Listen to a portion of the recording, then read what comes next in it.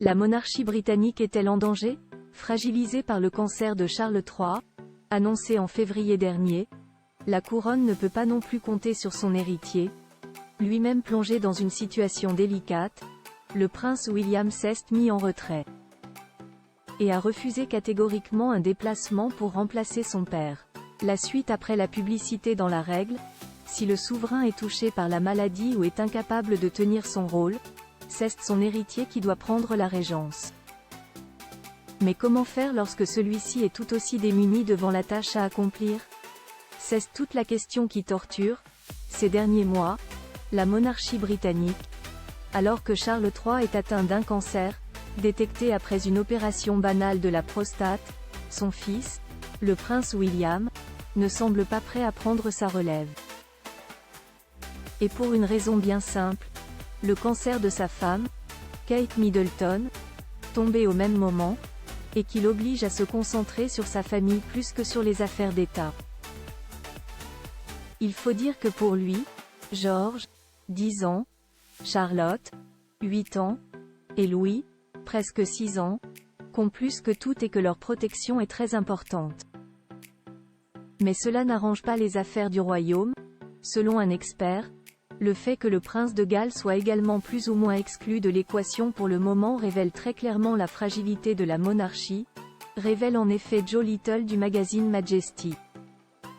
Surtout que les règles sont très claires, le régent doit forcément être le quadragénaire. Le régent sera la personne qui est la suivante dans la ligne de succession à la couronne. Il ou elle doit être britannique, majeur, domicilié au Royaume-Uni et capable d'hériter, de posséder et de jouir de la couronne, donc aujourd'hui le prince William, selon nos confrères de Point de Vue.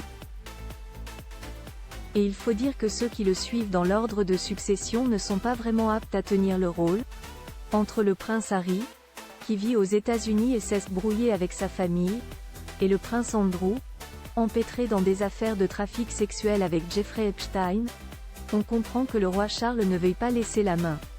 Une visite importante à tel point qu'il va être obligé de faire un déplacement contre l'avis de ses médecins, attendu du 21 au 25 octobre prochain dans les îles Samoa, près de l'Australie, pour la traditionnelle réunion des chefs de gouvernement du Commonwealth, CHOGM.